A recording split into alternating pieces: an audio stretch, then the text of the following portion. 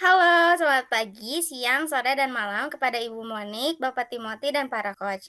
Kami dari kelompok 4 kelas A akan mempresentasikan tentang Tonis Catering, yang dimana perusahaan ini kami analisis dan mendapatkan masalah dan kami juga memberikan solusinya. Sebelumnya, perkenalkan nama saya Nurfatia Tamara Dewi dan ada teman saya. Saya Kintan Putri Paramastia. Saya Tami Regina Satya.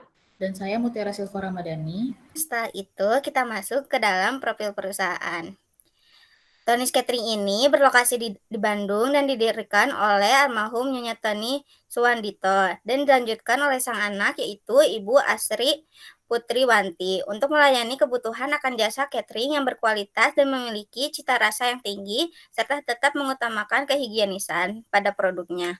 Tonis Catering ini juga sudah memiliki pengalaman lebih dari 25 tahun di bidang jasa catering serta didukung oleh tim yang profesional. Ini ada struktur organisasi yang ada di Tonis Catering. Setelah kami melakukan wawancara dengan owner Tonis Catering, kami mendapati bahwa setiap bagian fungsi di perusahaan catering ini memiliki masalahnya masing-masing, mulai dari bagian keuangan, SDM, operasi, dan juga pemasaran. Namun setelah melakukan wawancara secara berkala, kami menemukan bahwa masalah yang paling memiliki dampak terbesar dan paling dirasa oleh Tonis Catering ini terletak pada bagian operasi terutama di dalam dapur. Pada bagian dapur ini, masalah yang sering kali terjadi adalah mengenai kesalahan komunikasi yang disebabkan oleh berbagai alasan yang akan dijelaskan nanti di bagian problem statement.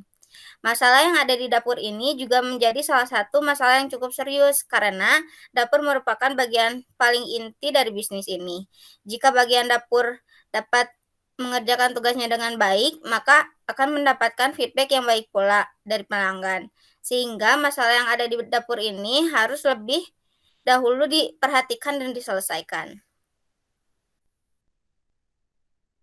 Selanjutnya ada bagian identifikasi masalah.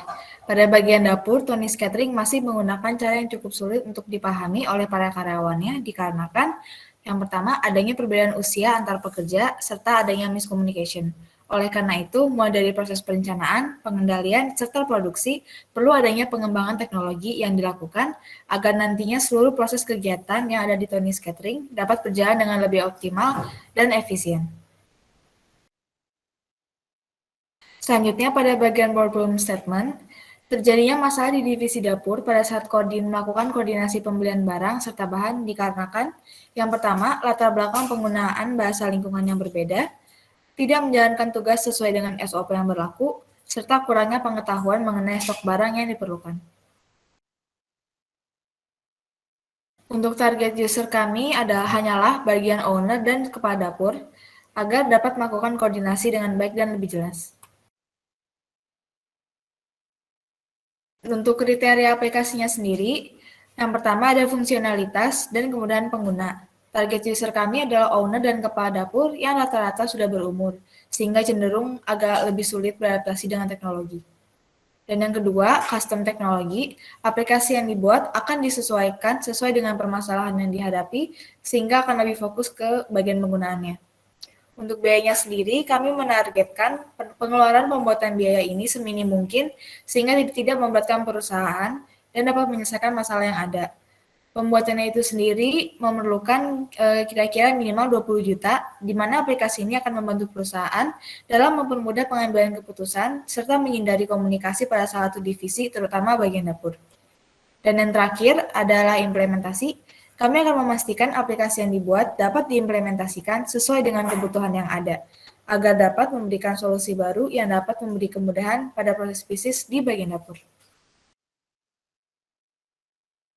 Selanjutnya, berdasarkan permasalahan yang sudah ada sebelumnya, terdapat dua alternatif solusi.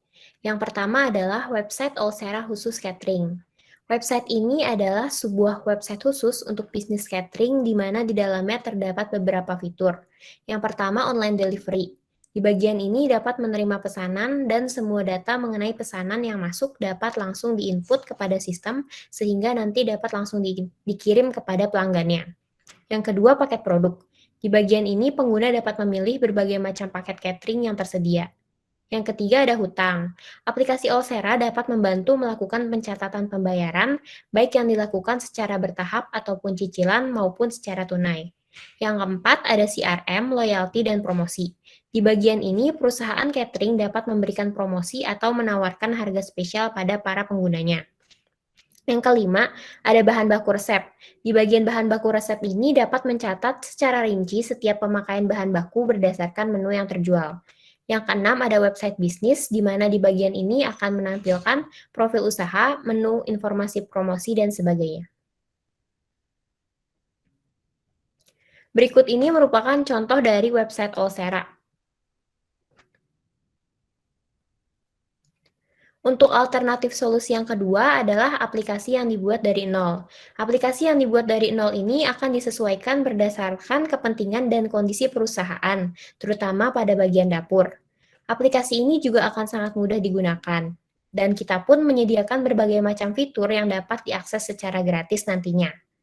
Kami akan menyediakan aplikasi dengan fitur sesuai kebutuhan saja, sehingga tidak akan mempersulit penggunanya nantinya. Berdasarkan kedua alternatif solusi yang ada, kami memilih alternatif yang kedua, yaitu aplikasi yang dibuat dari nol. Alasan kami memilih aplikasi yang kami buat sendiri adalah karena kami ingin memberikan aplikasi buatan yang dapat disesuaikan dengan kebutuhan para pengguna, yaitu mudah digunakan dan juga simpel.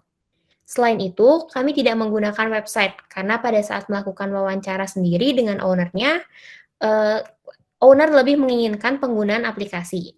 Selain itu, website yang ada di dalam Olsera terlalu banyak memberikan fitur yang sebenarnya tidak terlalu dibutuhkan oleh perusahaan Tony's Catering.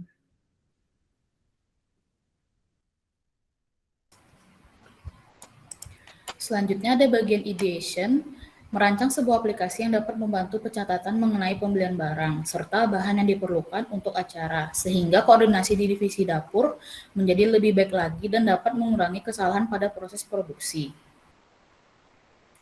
Kemudian ada perancangan fitur yang harus ada atau MVP. Yang pertama itu ada notifikasi. Notifikasi dibuat akan muncul secara otomatis untuk memberitahukan kegiatan apa saja di dapur yang harus dilakukan pada H-1 untuk event dan H-2 untuk melakukan pembelanjaan bahan yang dibutuhkan. Fitur ini akan membantu divisi dapur dalam mengingat kegiatan yang harus dilakukan. Yang kedua ada list kegiatan. List kegiatan ini dibuat untuk menuliskan kegiatan masak apa saja yang harus dilakukan pada saat hari itu, sehingga kegiatan memasak di dapur dapat dipantau oleh owner dengan baik. Pada bagian ini, list kegiatan yang sudah selesai dilakukan dapat di-checklist menggunakan fitur yang sudah disediakan.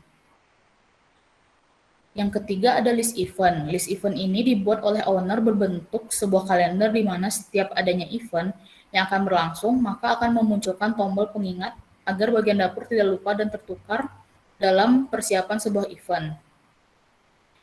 Yang keempat itu ada bagian informasi resep. Pada bagian informasi resep ini akan menampilkan beberapa fitur, yaitu sebagai berikut. Yang pertama ada nama menu, yang kedua bahan dan alat yang diperlukan beserta merek produk, yang ketiga ada jumlah packs yang akan disesuaikan dengan pesanan yang ada secara otomatis, yang keempat waktu pengerjaan, dan yang terakhir ada estimasi harga bahan mentah. Oke, setelah adanya pembahasan latar belakang dan problem statement yang kita sudah bahas sebelumnya, dan kami memutuskan untuk membuat aplikasi tersendiri untuk Tony's Catering. Pertama, kita lihat dulu di layar halaman utama ini, ada nama Tony's Catering di sini, kemudian pengguna dapat langsung login jika pengguna sudah mempunyai akun sebelumnya, tetapi jika belum mempunyai akun, pengguna dapat melakukan register yang dimana pengguna harus mengisi email, nomor telepon, jabatan, nama, kata sandi, dan ulang kata sandi untuk mengamankan akunnya. Setelah itu, jika sudah registrasi, pengguna langsung login, memasukkan email atau nomor telepon yang sudah didaftarkan, dan kata sandi yang sudah didaftarkan juga. Setelah masuk, kita bakalan balik lagi ke halaman pertama, yaitu di mana kita dapat memilih language yang sesuai pengguna kuasai, yaitu ada Indonesia dan bahasa Inggris. Setelah dipilih, kita akan masuk ke halaman intinya, yaitu di mana pengguna dapat melihat list apa saja yang harus dilakukan hari ini dan kalender tanggal berapa saja yang sudah ada eventnya. Di sini ada 4 fitur yang ada di bawah ini, ada beranda, kegiatan, event, dan informasi resep. Di beranda ini kita dapat melihat list dan kalender. Kemudian kita masuk ke kegiatan, daftar hari ini yang dimana kita dapat melihat kegiatan apa saja yang harus dilakukan. Nah, di sini, contohnya ada beli sosis dan beli bayam. Jika kita mengklik yang beli sosis, kita dapat melihat detail kegiatan yang harus kita lakukan, yaitu seperti informasi seperti beli sosis ini, yang dimana kita harus membeli 20 bungkus sosis yang bermerek Kenzler dan bertempat di Transmart. Fitur selanjutnya, kita dapat melihat ke bagian event. Pada bagian event ini terdapat kalender dan di bagian bawahnya terdapat acara atau event terdekat dari hari ini. Seperti yang bisa dilihat jika kita mengklik pada bagian event yang sudah tertera sebelumnya. Selanjutnya, pada bagian event, terdapat kalender serta detail dari event-event yang akan dilaksanakan dalam beberapa hari atau mungkin beberapa minggu. Dan kemudian jika di bagian bawah ini diklik, di bagian event yang sudah tertera, akan keluar nama serta detail dari acara. Namun yang bisa mengakses fitur untuk mengedit nama serta detail acara hanyalah owner, karena hanya owner yang memiliki data-data mengenai detail-detail acara. Jadi untuk bagian dapur hanya bisa sekedar melihat saja ada acara apa saja yang sudah tertera dan detail-detailnya. Kemudian untuk menambahkan event itu sendiri, kita dapat mengklik salah satu tanggal di bagian kalender, seperti tanggal 16 ini, dan owner dapat memasukkan nama acara serta detail-detail acara yang akan dilaksanakan pada tanggal tersebut. Selanjutnya, pada bagian informasi resep, terdapat detail-detail dari resep-resep yang akan dibikin nanti untuk acara, dan owner dan bagian dapur sama-sama dapat mengakses bagian ini untuk mengedit ataupun mengganti hal-hal yang tertera di sini seperti nama menu, bahan, jumlah paks, alat, waktu pengerjaan, dan estimasi bahan. Selanjutnya, di bagian pengaturan yang terdapat di pojok kanan atas pada setiap fitur, terdapat bagian notifikasi, tema, pemilihan bahasa, dan untuk opsi untuk sign out atau keluar dari akun.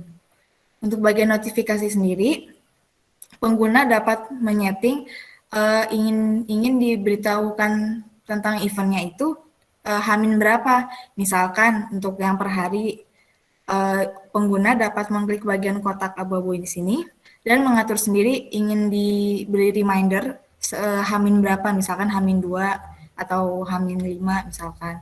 Jika sudah, owner bisa memilih tanda pilih.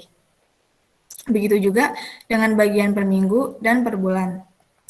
Kemudian apabila owner atau pengguna ingin mengganti bahasa ketika sudah masuk aplikasi, bisa juga dilakukan di bagian pengaturan. Sekian dari bentuk bagian prototype. Selanjutnya ada customer journey dari penggunaan aplikasi. Yang pertama, buka aplikasi Tony's Catering, masuk untuk login jika sudah memiliki akun atau jika belum bisa memilih pilihan registrasi. Yang kedua, selanjutnya bisa memilih pilihan bahasa yang akan digunakan terlebih dahulu. Yang ketiga, pada bagian beranda atau home, pengguna dapat melihat list apa saja yang akan dilakukan dan dapat melihat juga tanggal berapa saja diadakannya event di bagian kalender. Yang keempat, jika mengklik bagian detail kegiatan, pengguna dapat melihat deskripsi bahan apa saja yang dibutuhkan beserta gambarnya. Yang kelima, di bagian event terdapat list serta kalender yang menunjukkan jadwal deadline acara terdekat. Yang keenam, di bagian informasi resep, pengguna dapat melihat secara detail resep masakan yang akan dipakai. Selanjutnya ada timeline. Timeline ini kita menargetkan atau mengestimasikan selama 1 tahun, yang dimana 3 bulan pertama kita akan melakukan observasi dan survei mengenai permasalahan pada perusahaan.